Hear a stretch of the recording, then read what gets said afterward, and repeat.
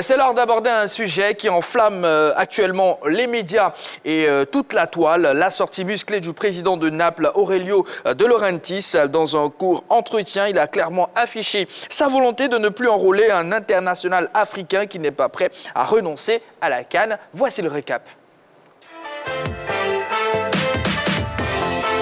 C'est ce que l'on appelle faire une sortie fracassante. Aurelio De Laurentiis, le président de Naples, connu pour ses coups de gueule, s'est encore illustré au cours d'une interview. Cette fois, ce sont les footballeurs africains qui sont dans son viseur. En effet, le boss du club napolitain a déclaré ne plus vouloir recruter de joueurs africains. Ne me parlez plus des Africains, je les aime. Mais s'ils signent chez nous à l'avenir, qu'ils renoncent à jouer à la CAN. On se retrouve comme des idiots à payer des salaires pour les envoyer dans le monde entier à jouer pour les autres, a-t-il déclaré amèrement. Des propos qui rejoignent celui de l'entraîneur Luciano Spalletti en décembre 2021, qui s'agaçait lui aussi de l'absence des joueurs africains pendant la CAN. Cette sortie devrait faire réfléchir à 2 fois les footballeurs du continent avant de prendre la direction de Naples. Et voilà, vous avez la page Facebook de la 3 pour nous laisser un commentaire. Aboubacar Vieux Camara écrit ceci. Tout de suite, je pense que le président de Naples a fait cette déclaration par dépit. Il ne digère pas encore le départ de Kalidou Koulibaly qu'il souhaitait garder. Réaction, messieurs, par rapport à la question LGT qu'on a ce soir. Henri Jo. Bon, je pense que là, il vient de dire quand même ce que certains présidents de club pensent tout bas. Voilà, il a sorti, il a fait la sortie, il a dit ce que les autres pensaient tout bas. Vous savez, les clubs européens n'aiment pas, surtout n'ont pas envie de libérer certains joueurs africains, surtout les cadres, pendant la période de la CAN. Les années où il y a la CAN, ils n'aiment pas libérer les joueurs. Et cela reste un peu en travers de la gorge. Et là, lui, il fait cette sortie-là. Maintenant, est-ce que... Bon, c'est le moment idéal puisque, c'est vrai, il y a Kalidou Koulibaly qui vient de partir, mais quand même, il y a un autre Africain qui aujourd'hui est le fer de lance de son équipe, qui est Victor Osimhen, qui est toujours au sein de l'équipe. Est-ce que cela ne va pas créer des embrouilles entre lui et le joueur en attendant de voir ce que ça va donner? Mais là, cette sortie-là, vous allez voir que la majorité des présidents du club européen pensent la même chose. Alors, Roger Stéphane, est-ce que cette sortie du président vous choque? Oui, mais je veux dire, il y a de quoi choquer sur certains aspects. Parce que quand même, c'est son droit de poser des conditions. En tant qu'employeur, tout employeur pose naturellement toujours des conditions à un employé. Donc, c'est tout à fait normal. D'ailleurs, sur le continent africain, la plupart des clubs du Nord, quand ils veulent recruter un joueur, la condition qu'ils posent aujourd'hui, à notre époque, il faut que le joueur ait eu quelques matchs avec sa sélection. C'est une condition extrêmement difficile qui fait que beaucoup de joueurs de l'Afrique subsaharienne n'évoluent pas aujourd'hui dans le Nord parce qu'il faut avoir disputé avec la CED. Donc, il pose une condition, c'est tout à fait normal. Par contre, il y a une partie de son discours qui est choquant. C'est quand il dit, par exemple, on va pas il dit, par exemple, qu'il renonce à la CAN. Nous, on se retrouve comme des idiots à payer des salaires pour les envoyer dans le monde entier à jouer pour les autres. Ça, c'est un peu dérangeant. Je dis, c'est révoltant, c'est un peu méprisant. Payer des Africains pour qu'ils aillent jouer pour les autres. Mais ils ne vont pas jouer pour les autres. Ils vont jouer pour leur sélection. Ils vont jouer pour leur pays, ils vont jouer pour leur nation.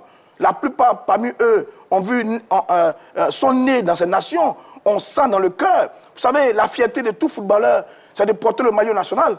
C'est de défendre les couleurs nationales à la CAN, à la Coupe du Monde. Lui qui est italien, qui est d'un pays de passion de football, ne peut pas se permettre de dire ça. Et c'est ça qui m'embête un peu. D'ailleurs, si on prend les joueurs italiens, mais les joueurs italiens, ils sont payés par le club et puis ils jouent pour l'Italie. Ça ne les dérange pas. La plupart des joueurs italiens qui évoluent ailleurs dans les grands clubs sont payés par les clubs et jouent pour la Squadra Azzurra. Ça ne le gêne pas. Donc pourquoi on fait une telle déclaration? Et c'est cette partie de la déclaration qui moi, me dérange énormément. C'est du mépris, c'est une insulte. Et le drame, c'est que ce sont les footballeurs africains.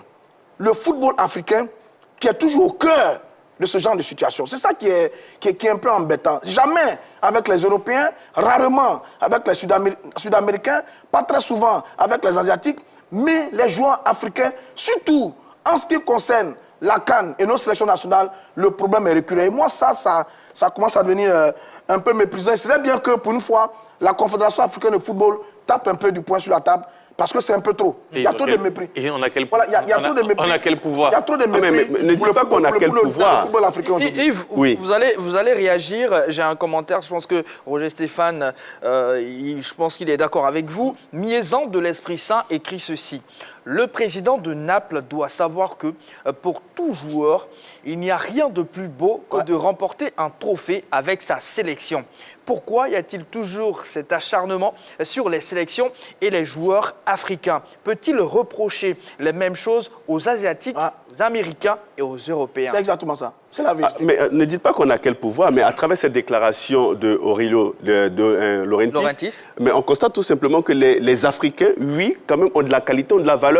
Parce que là, c'est un signe quand même d'aveu, d'impuissance, qui montre tout simplement que nous, les Africains, nous avons de la valeur, de la qualité, mais parfois, peut-être, on ne se prend pas assez au sérieux. Parce que cette déclaration, elle est pleine de mépris, de suffisance, d'arrogance, d'irrespect de la part du footballeur africain, mais par ricochet sur le football africain de la Coupe d'Afrique des Nations, qui est une compétition qui a, j'ai envie de dire, la même valeur que l'Euro, la Copa América ou encore la Coupe d'Asie. Et je trouve que c'est inconcevable de sa part, lui, un dirigeant de la sorte, de produire une telle déclaration en insultant à la limite le football africain et les footballeurs africains. Il a encore des joueurs africains qui se trouvent dans son club. Il en a trois. Il y a Zambo Anguissa qui est encore là-bas, le Camerounais. On a Ounas Adam, le joueur algérien qui est encore. On a aussi Victor Osimhen qui s'y trouve, le Nigérian. Donc j'estime qu'aujourd'hui, De Laurentiis, je pense qu'il a un peu perdu peut-être la mémoire quelque part. Parce que si ce n'était pas ces joueurs africains, le niveau aujourd'hui que cette équipe de Naples a, mais je ne pense pas qu'on aurait pu retrouver cette équipe de Naples parce que Kalidou Koulibaly, qui était un taulier dans cette formation napolitaine, eh bien, a su tenir la dragée au-dessus tout la défense de cette formation napolitaine pour qu'aujourd'hui Naples puisse se retrouver à un certain niveau. Naples était un club très oublié après le passage de Maradona, on n'en parlait même plus. Je crois qu'aujourd'hui, il faut un peu plus de respect aux footballeurs africains et à nos différentes compétitions. Mais après, c'est à nous aussi, Africains, de pouvoir réagir. Quand je pouvoir réagir face à ce genre de... Quand je parle on a quel pouvoir? Vous avez évidemment... vous avez évidemment évoqué les joueurs sud-américains et d'autres continents. Est-ce qu'il tient le même discours par rapport aux joueurs sud-américains? Pourtant, pendant les éliminatoires, ces joueurs sud-américains prennent plus de temps en allant en Amérique latine, disputer des matchs et revenir en Europe que des joueurs africains. Mais ils n'en parlent pas parce que derrière, vous avez une confédération qui est très forte. Vous avez une confédération. Aujourd'hui, on peut payer un joueur sud-américain à 10, 15, 30, 40 millions. Mais ça ne sera pas la même situation sur le continent africain. C'est de là que je parle de pouvoir. On a quel pouvoir aujourd'hui pour essayer de réagir, de répondre à ce qu'il vient de dire? Bon, alors on est joué. Là où je suis, là où peut-être je le rejoins, c'est que, pas comme je suis d'accord avec ses propos méprisants, mais peut-être c'est quelque part, il s'est senti un peu frustré parce que quand vous prenez une période de la CAN où vous avez en son temps, vous avez Goulam qui était, vous avez Zambo Anguissa, vous avez Osimhen, vous avez... il y a un franco-algérien qui est là, Karim Zegada, qui va prendre la nationalité algérienne pour jouer pour l'Algérie. Kalidou Koulibaly. Donc, vous avez au moins 5 titulaires qui partent pour la CAN. Derrière, c'est frustrant.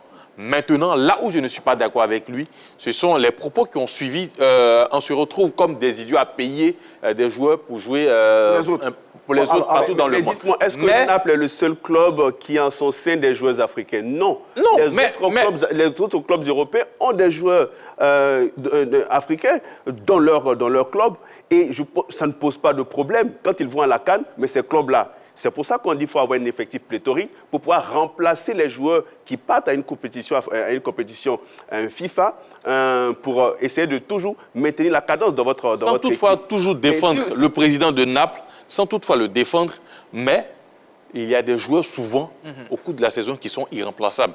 Vous avez parlé de Kalidou Koulibaly qui est un taulier du côté de Naples.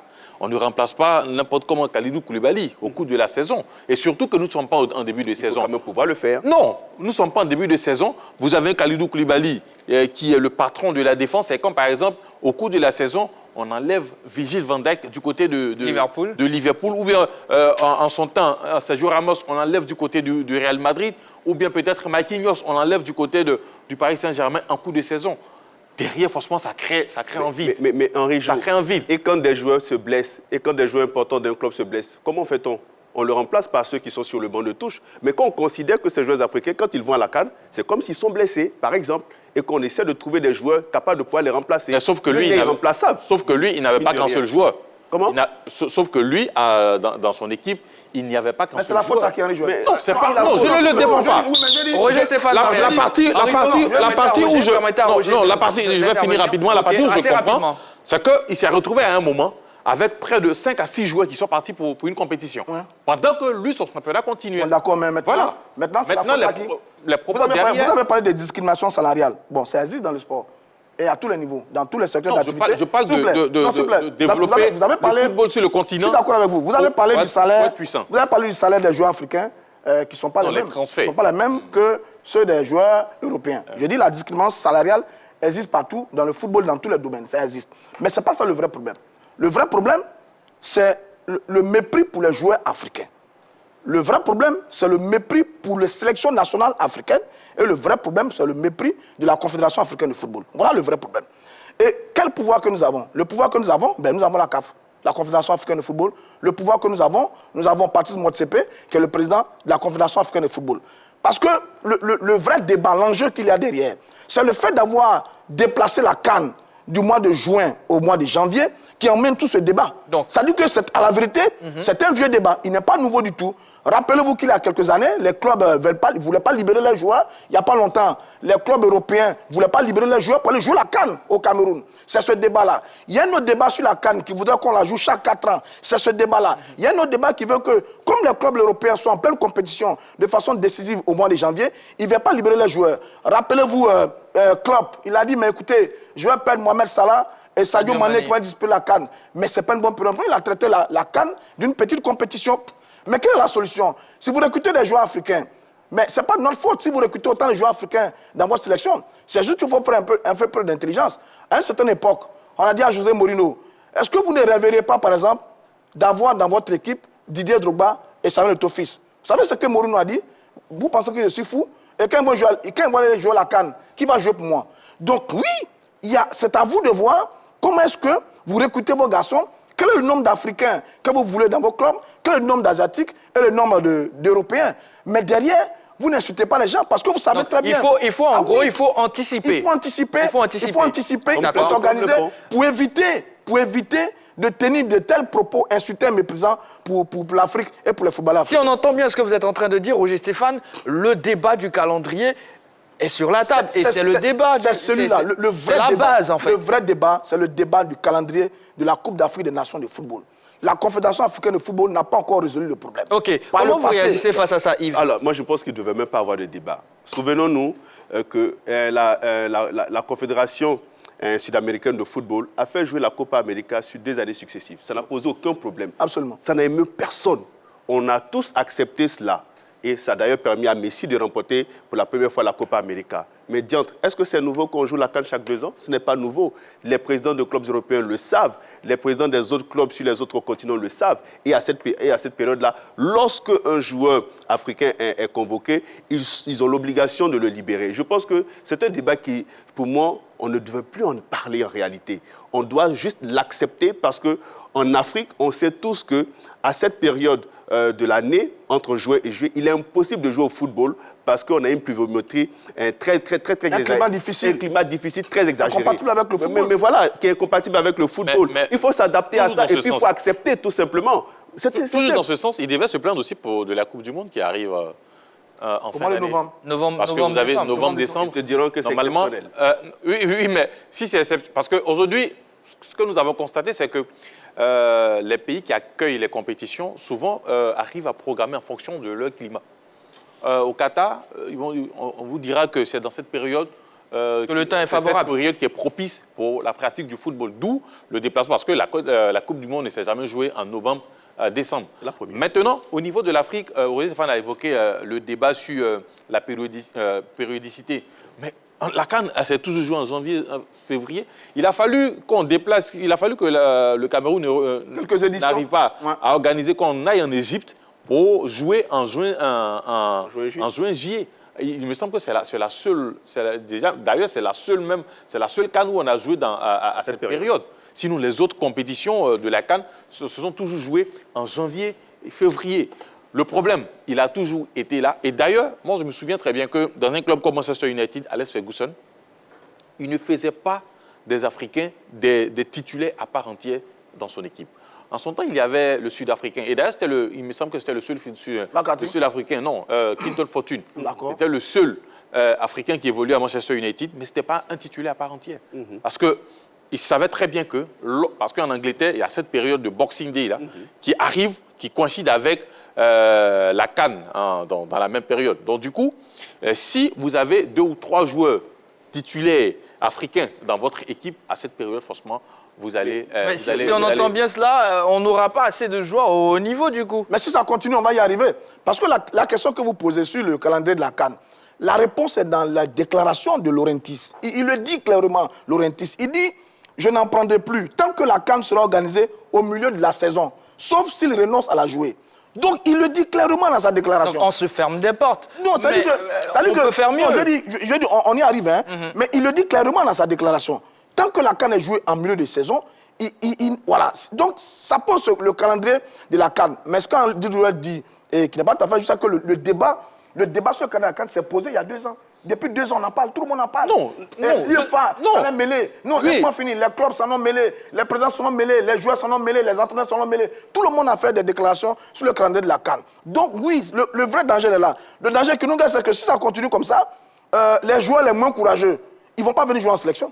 Parce que leur carrière est en club.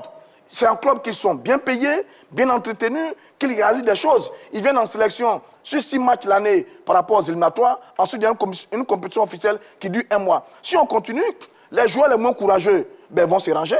Ils vont fuir la sélection. Si on continue, les joueurs qui, eux-mêmes, pour beaucoup, n'ont pas très envie de venir en sélection très souvent. Rappelez-vous quand même quelques éléphants que je ne vais pas citer. Si on continue, oui, nos sélections vont mourir. Si on continue, on va ramener le débat pour donner force à Infantino qui va réussir à imposer le calendrier de la CAN chaque 4 ans et puis progressivement, on va tenir nos sélections. Donc, l'enjeu est là. C'est pour ça que je dis qu'il faut que la Confédération africaine de football se réveille et qu'elle dise à ses sœurs que, bon, moi, j'ai mon football à moi. C'est vrai qu'il y a un souci de calendrier international, mais j'ai mon football à moi, j'ai mon calendrier à moi, j'ai des exigences, j'ai des obligations.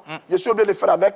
Et vous devez vous aligner sur ces exigences parce qu'on a joué la CAN en janvier, février, à plusieurs reprises. Aucun club européen. On va lire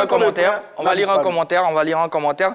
C'est la réaction de Sylvain Kébé. Il écrit ceci. La CAN est très importante pour les joueurs africains. De cette même manière, les joueurs africains sont très importants pour ces clubs européens. Ils évoluent vu leur prouesse et leur performance. C'est leur valeur ajoutée. Je comprends parfaitement. L'équipe de Naples, vue sur d'autres angles, c'est juste. Rijo, je pense qu'il vous rejoint un tout petit peu. Le problème qui est revenu, vous avez parlé de la CAN qui a toujours été disputée en janvier et février. Vous avez parlé de ces derniers débats autour de cette compétition parce qu'à un moment, l'Égypte a organisé dans la période où les clubs européens voulaient, c'est-à-dire en juin, juillet. Donc du coup, ils se sont alignés sur ça. Pour eux, on devrait toujours organiser la compétition. Non, je pense qu'il y a même eu un symposium du côté de Rabat entre 2017, à l'époque d'Ahmad Ahmad. Mais pourquoi? Parce que derrière, les clubs européens ont voulu cette date. Donc du coup, quand l'Égypte, qui peut-être a un climat favorable dans cette période, arrive à organiser la compétition, tout de suite, les autres clubs, les clubs européens, bien sûr, sautent sur l'occasion pour essayer de mettre cette pression-là sur la CAF afin que la périodicité de la compétition change pour qu'on ait la compétition entre juin et juillet. Seulement que ça n'arrange pas tous les pays africains. Le Cameroun ne peut pas organiser dans cette période. La Côte d'Ivoire, l'Afrique subsaharienne ne peut pas organiser dans cette période. Donc on est obligé de revenir à l'ancien système. Et l'ancien système ne les arrange pas. Ben, il faut l'imposer. La page Facebook de la 3 est disponible. Vous pouvez nous laisser un commentaire comme Moustapha Suarez Koulibaly. Voici sa réaction. Personnellement, je pense qu'il a raison. Peut-être, lui, il a eu le courage, oui, de le dire. Sinon, je suis sûr que beaucoup de clubs réfléchissent dans ce sens. Si Liverpool a vendu Mané, c'est peut-être une des raisons. Alors, voilà sa réaction. Je vais quand même apporter une contradiction. Je crois que De Laurentiis gagnerait à mieux organiser son équipe et à faire des recrutements intelligents. Absolument. Je vous donne un exemple. En 2012, vous avez pratiquement 5 à 6 joueurs de Chelsea d'origine africaine qui vont jouer la Coupe d'Afrique des Nations. On est en 2012. Vous avez Didier Drogba et je crois Salomon Kalou. Vous avez Michael Essien, vous avez Michael Obi. Vous avez des joueurs qui vont jouer la Coupe d'Afrique des Nations. Mais Chelsea, ça n'empêche pas Chelsea de gagner la Ligue des Champions en 2012 face à l'équipe du Bayern. Donc, pour dire qu'il faut savoir faire ces recrutements, il faut anticiper, il faut être avant-gardiste. Il faut savoir que lorsqu'on a des joueurs africains, à une période donnée, ils partiront à la Coupe d'Afrique des Nations. Donc, il faut avoir des joueurs capables de pouvoir les remplacer. C'est pour ça qu'on n'a pas un effectif seulement que de 22 joueurs. On a un effectif de 30, parfois 35 ou 40 pour certaines équipes, pour pouvoir renforcer l'effectif lorsqu'il y a des défaillances. Et il faut prendre le départ de ces joueurs africains à la Coupe d'Afrique des Nations comme des défaillances. Comme un élément de calendrier. Comme un élément de calendrier. Parce que ça fait partie. Un élément de la saison. Voilà, ça fait partie de la saison, tout simplement. Quelque part, moi, je pense qu'il a un peu raison. Sauf que c'est dans le discours, c'est dans la manière de le dire qu'il écorche un peu les Africains. Sinon, un président du club qui se retrouve, c'est vrai, vous parlez d'anticiper, mais on anticipe, d'accord, mais quand ces joueurs-là deviennent des cadres dans votre équipe, vous pouvez anticiper, mais ça ne sera pas le même résultat. Ça ne sera pas le même résultat. Je vais donner un exemple pas vous me dites que ça ne sera pas le même résultat. Sur combien? Le résultat, c'est sur combien? Quand vous donnez l'exemple de Chelsea, combien de clubs ont pu réaliser un tel parcours? Mais on peut aussi. Non, combien de clubs? En dehors de Chelsea, combien de clubs ont pu avoir des Africains en leur sein et puis pendant la CAN? Vous avez le FC Barcelone, vous avez le FC Barcelone par exemple, à l'époque, vous avez Yaya Touré, vous avez Samuel Eto'o, vous avez Seydou Keita. Voilà, voici des joueurs qui étaient des joueurs importants dans l'équipe du Bayern. Oui, mais quelque part... Non, en 2010, par exemple, comme on appelle en 2009. Ce que vous oubliez, permettez à Henri Jo de développer. Ce que vous oubliez, c'est que cette période, la période de la CAN, il y a des championnats qui sont arrêtés, qui ne se jouent pas. Vous êtes certain? Non, il y a des championnats à partir du mois... En dehors de la Première Ligue qui continue, qui fait du non-stop, vous avez des championnats souvent qui ont... Comme le calcio, par exemple. Voilà, qui ont une petite trêve. Donc, du coup... Quand vous avez un trop-plein d'Africains chez vous et que vous êtes amené à jouer sans eux, et surtout s'ils sont des cadres derrière, ça peut créer de la frustration. Mais cela n'autorise pas un président de club à mépriser tout un continent. La solution, Roger, la solution d'un internaute, rapidement, avant de vous donner la parole. Razman Djazi Ouedraogo, il écrit ceci. Dans ce cas, Naples doit vendre ses joueurs africains. Est-ce que ça va les arranger aussi? Parce qu'il y a Osimhen qui était pisté par Manchester United. Zambo Anguissa, forcément, a des contacts. Des propositions, Est-ce que ça va aussi arranger l'équipe de Naples? Bon, je dis, il met notre mémoire à contribution quand il dit des exemples. Mais Liverpool, tout près de nous. Liverpool, vous avez Gay, Salah et Mané, qui sont de gros bonhommes. Keita? Naby Keita, Guinée, Égypte et Sénégal, qui sont des gros bonhommes, qui vont jouer la CAN. Matip s'ajoutait aussi. On ajoute Matip qui est camerounais. Il ne vient plus en... C'est la catastrophe. Klopp s'est plaint aussi à cette époque-là. Ah ben voilà. Mais je veux dire, si on centre le débat sur les joueurs, on ne va pas s'en sortir. Le débat, il faut le centrer sur la position de la CAF en ce qui concerne sa Coupe d'Afrique des Nations de football. Que veut la Confédération africaine de football? Est-ce que fermement, elle décide de jouer sa CAN en juin, donc on reste sur juin, ou de décider de la jouer en janvier, on reste sur janvier? Dès cet instant, tout le monde s'aligne. Je veux dire, c'est ça le vrai débat. Parce que quand vous reprenez les propos de Laurentiis, il cible des joueurs. Oui, il cible des joueurs, mais dans le fond, il parle de la CAN. S'ils vont jouer la CAN, je n'ai pas besoin d'eux, etc., etc. Donc, il faut que le débat soit mené vers notre fêtière continentale. C'est elle qui est un peu malmenée par les autres confédérations. Et le vrai débat, il est là. Sinon, les joueurs, écoutez, quand Klopp a fait une déclaration avant la CAN au Cameroun, aucun joueur ne peut parler parce qu'ils sont employés, ils ont un peu peur, etc. etc. Mais il n'y a pas eu de grandes déclarations. Les déclarations qui ont été faites sont les déclarations des joueurs africains à la retraite. C'est les joueurs africains à la retraite qu'on parlait. Mais pourtant, à l'époque, quand un joueur, il ne parlait pas non plus. C'est vrai que certains étaient un peu courageux. Ils prenaient les responsabilités, ils bravaient parfois leur sélection, leur club pour venir jouer avec la sélection. Mais ça, ce sont ceux qui sont courageux. Mais ils sont combien ceux qui sont courageux? Donc, je vais dire, le vrai débat, c'est qu'il faut qu'on interpelle tous la Confédération africaine de football pour que n'importe qui arrête et n'importe comment d'interpeller nos footballeurs. L'autre solution aussi, est-ce que ça ne serait pas de permettre à chaque pays qui doit accueillir la compétition de voir en fonction de son climat si on peut fixer sa date. Voilà, fixer sa faire des date ordres non plus. entre janvier et février. On peut permettre selon la périodicité, selon le climat du pays hôte, à déplacer ou non la CAN. C'est-à-dire, si on est en Afrique subsaharienne, on reste en janvier-février. Si on est dans une autre zone où le climat le permet, on joue en juin-juillet. D'accord, mais pourquoi ne pas rendre notre football ici plus fort Bon, là, vous soulevez un débat. Non, mais là, vous soulevez un autre débat de fond. Pour éviter tout ça. Oui. C'est là que je disais qu'il fallait qu'on soit fort. Parce que c'est un business après. Si on éjecte de l'argent, si on met les moyens. Voilà, aujourd'hui, moi, il y a eu ce débat-là, et je l'ai un peu suivi sur les réseaux sociaux. Quand le jeune de la SEC, Konaté Karim, il part, il quitte la SEC pour Salzbourg. Oui. Je ne sais pas, s'est-on évoqué des sommes, 1 ou 2 milliards, tout et tout. OK. Maintenant, parce que Konaté Karim, quand même, il fait partie des 5 meilleurs jeunes joueurs au monde actuellement. Je me pose la question, est-ce que si Konaté Karim était en Amérique latine ou peut-être dans le championnat brésilien, on aurait eu la même somme déboursée par le club européen pour pouvoir l'attirer vers lui? Encore même, est-ce qu'il allait quitter le club là? Non, il allait quitter, parce que les Neymar, les Rodrigo, oui, tout le monde ils sont venus. Mais est-ce que si on avait un Konaté Karim au Brésil, Konaté Karim en Argentine, au Mexique, est-ce qu'on aurait eu les mêmes prix? C'est vrai, on ne connaît pas le prix officiel, mais est-ce que ça ne serait pas 10, 15, 20 millions? Je pose la question. Parce qu'aujourd'hui, ces confédérations ou bien ces championnats-là sont forts, malgré le fait qu'ils ne soient pas en Europe, mais ils sont forts. Parce que derrière, il y a eu cette politique-là, quand même, qui a été mise en place pour permettre le développement du football. Et même en Afrique du Nord, je vais prendre un autre joueur, Ayoub El Kabi, le joueur qui était dans le temps au Maroc, dans le club de Wydad, si je ne me trompe pas, a été vendu en signe, il me semble, à 9 millions d'euros.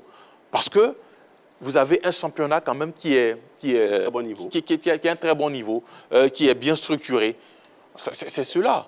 Et ça rejoint la question que vous venez de poser. Si aujourd'hui, on rend nos championnats forts, aujourd'hui, on rend nos compétitions très, très fortes, derrière, on aura la possibilité non seulement de bien payer nos joueurs, mais aussi de les vendre très, très cher aux clubs européens.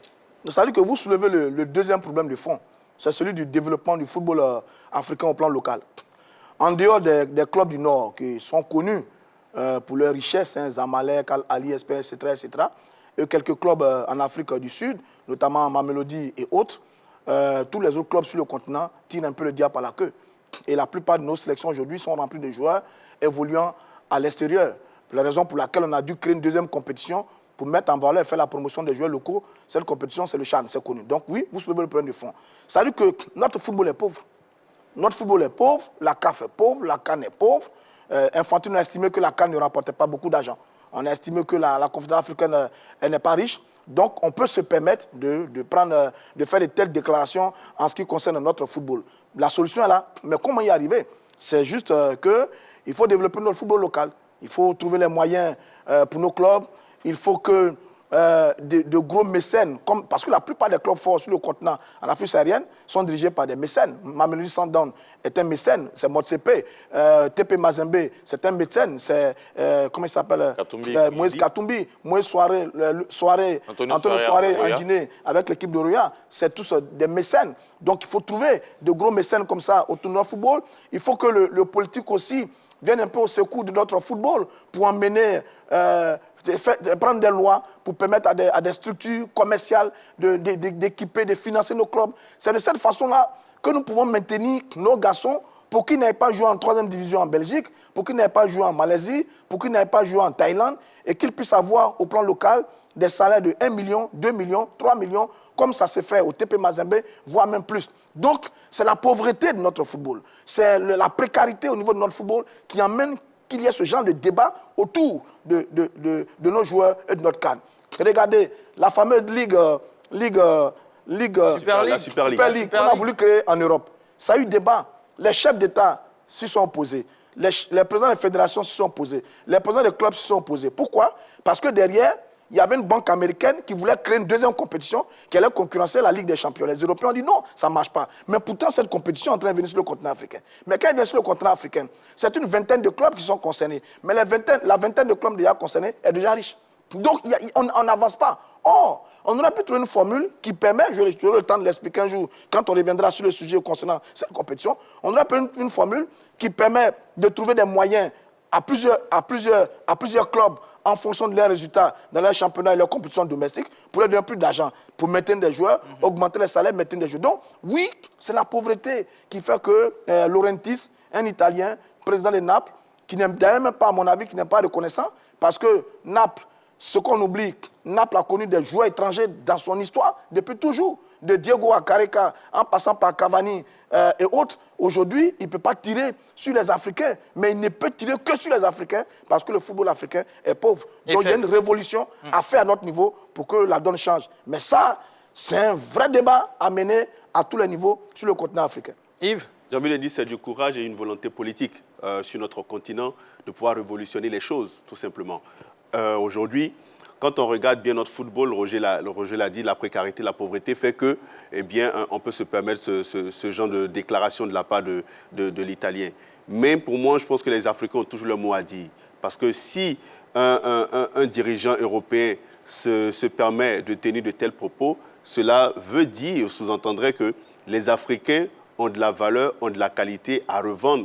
Et c'est justement à cause de ça qu'on se plaint aujourd'hui du fait que la Coupe d'Afrique des Nations, j'ai envie de dire, est un gros bémol dans la saison, parce que ça empêche véritablement ces équipes-là de pouvoir avoir des résultats probants, puisque des joueurs importants partent jouer cette compétition. Et pour moi, une volonté politique pourrait permettre à notre football de retrouver, j'ai envie de dire, un très bon niveau, et puis surtout un respect de la part des clubs européens. C'est vrai, Roger Stéphane a évoqué les mécènes, mais moi je pense que ça peut même aller au-delà même des... Je parlais de volonté politique et engagement. Non, je sais, oui.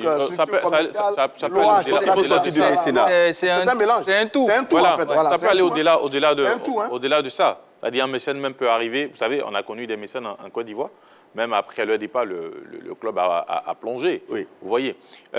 Aujourd'hui, c'est penser au développement du football africain. Le cahier des charges, tout est dedans. Il suffit juste de l'appliquer et puis tout va pour le mieux. Prenons le cas de l'Angleterre qui vient de remporter l'Euro féminin. Mais qu'est-ce que les Anglais ont fait? Ils ont demandé à tous les clubs d'avoir des sections féminines en leur sein. Manchester United, City, Arsenal, Chelsea, si vous remarquez très bien, ce sont les joueuses de ces clubs-là qui ont représenté l'équipe nationale. Mais le travail a commencé, ça n'a pas commencé aujourd'hui, ça a commencé depuis pas mal d'années et le résultat, il est là. Le Maroc qui arrive en finale. Le Maroc aussi a misé sur le football féminin. Et aujourd'hui, on voit le résultat. Certes, elles n'ont pas remporté, mais croyez-moi, d'ici 2 ou 3 ans, cette équipe marocaine pourra avoir un trophée. Aujourd'hui, c'est quoi? On oblige les clubs à avoir des centres de formation. C'est à partir de là, parce que tout est là, tout est à la base. En Côte d'Ivoire, donnez-moi en dehors de quelques-uns, en Ligue 2, peut-être en Ligue 1, quelques clubs qui ont en leur sein des centres de formation, les autres, ils n'en ont pas. Comment on peut développer un club si on n'a pas de grenier, si on n'a pas de joueurs ou on n'a pas de réserve où puiser quand le besoin se fait sentir. Donc tout part de là. Les mécènes, oui, il n'y a pas de souci, mais même quand le mécène il arrive, il faut penser à la formation, il faut penser au développement et il faut penser à laisser un héritage au club. Si demain, nous ne sommes pas là, aujourd'hui, tout le monde applaudit le FC San Pedro, mais je me pose la question, si les Tunisiens s'en vont, qu'est-ce qui va rester au FC San Pedro? Ça aussi, c'est une grosse interrogation. D'accord. Toujours sur la question LGT, Naples a-t-il raison de ne plus recruter les joueurs africains qui jouent la CAN? Kalidou Koulibaly a réagi tout de suite, l'international sénégalais. Il écrit ceci: « Je respecte chaque équipe nationale. Nous devons respecter les équipes nationales africaines, tout comme nous respectons les équipes européennes. européenne. J'aime jouer pour mon pays et personne ne peut me demander de ne pas aller jouer pour mon pays. Réaction par rapport à ça, Roger? Bon, il fait une déclaration au moment où il est parti. Mais il est dans un autre club européen. Voilà, il est dans un autre club. Je me demande bien s'il aurait eu cette réaction. S'il était encore à Naples. C'est toute la question là. Il ne joue plus à Naples, il y a joué, donc il est libre aujourd'hui de répondre à un ancien dirigeant. C'est plus facile pour lui. Je veux dire, s'il y a des réactions qu'on attend aujourd'hui, c'est celle de André Zombo-Aguissa, qui est encore, Victor Osimhen, qui est encore, Audas Ounas, qui est encore. Il y a un jeune Algérien là, Karim Zegada, qui sont encore. On a envie de les entendre. Mais on n'est pas certain qu'on va les entendre, parce que, bon, l'employeur a parlé, peut-être la responsabilité incombe à une autorité plus grande que de modestes joueurs. Mais oui, on est d'accord avec Kalidou, c'est ce qu'on n'arrête pas de dire. Et moi, ça me fait ressortir un peu la maladresse de Laurentis. Je veux dire, il aurait pu en interne, avec son conseil d'administration et ses collaborateurs, décider que, messieurs, à partir d'aujourd'hui, on ne recrute plus de joueurs africains. Ou alors on fait attention dans le recrutement des joueurs africains. Il n'était pas obligé de faire une déclaration aussi agressive, aussi tapageuse, aussi méchante. C'est la déclaration qui dérange. Sinon, en interne, ils auraient pu prendre des mesures, je veux dire, des mesures, je n'ai pas envie de dire coercitives, mais des mesures pour dire... Restrictives. Restrictives, à partir de maintenant. Bon, dans le recrutement, comme il y a la CAN qui se joue en janvier, faisons attention de ne plus recruter des joueurs africains d'un certain calibre qui iront à la CAN pour nous affaiblir. Et puis, c'était tout simple. Mais une sortie médiatique de la sorte, c'est elle qui amène tout le débat qu'on a. Et on est d'accord avec Kalilou, c'est courageux de sa part, il prend ses responsabilités. Mais pourquoi? Parce que lui, c'est un cadre des Lions, de la Teranga. Parce que lui, c'est un patron de l'équipe du Sénégal. Parce que lui, c'est quelqu'un qui aime la Coupe d'Afrique. Parce que lui, il est toujours présent à jouer la Coupe d'Afrique. Donc, indirectement, il se sent concerné. Plus qu'il n'y a pas longtemps, il était encore à Naples. Mais malheureusement, il est parti, il fait la déclaration. J'estime que c'est bien. On espère que certaines autorités, certaines personnes, certains joueurs vont suivre sa voie, vont suivre sa trace pour marquer le coup, pour stopper l'hémorragie, parce qu'on ne sait pas demain ce qui pourra arriver. Est-ce que notre président va reprendre le flambeau? Comme Henri Jo l'a dit, certainement beaucoup de présidents pensent pareil. Est-ce que tout le monde va se lancer dans la danse pour faire le débat? Il serait bien que les Africains, quelques voix importantes et autorisées, s'élèvent un peu pour dénoncer cette situation. Surtout la CAF, que vous avez... C'est vrai, Kalidou, il n'est plus à Naples, il fait la déclaration, mais aussi c'est pour lancer un message à son nouveau club. Chelsea. À Chelsea, où dit, si vous pensez la même chose, moi j'irai jouer la compétition. D'accord. Voilà, parce que si il était à la retraite, c'est-à-dire après Naples, il prenait sa retraite, qu'il faisait la sortie, derrière on pouvait dire, ah ben ok, il n'est plus là-bas, il est à la retraite, donc tranquille, ça va, on n'aura pas à lui taper dessus. Mais là, il quitte Naples, il va à Chelsea, un autre club plus grand que Naples en ce moment, parce que voilà, l'histoire fait que peut-être chacun peut discuter de la grandeur des deux clubs, mais un autre club plus grand. Et il a lancé un message en disant, si vous pensez la même chose que de Laurentis, derrière, peut-être ça peut créer des problèmes entre nous deux.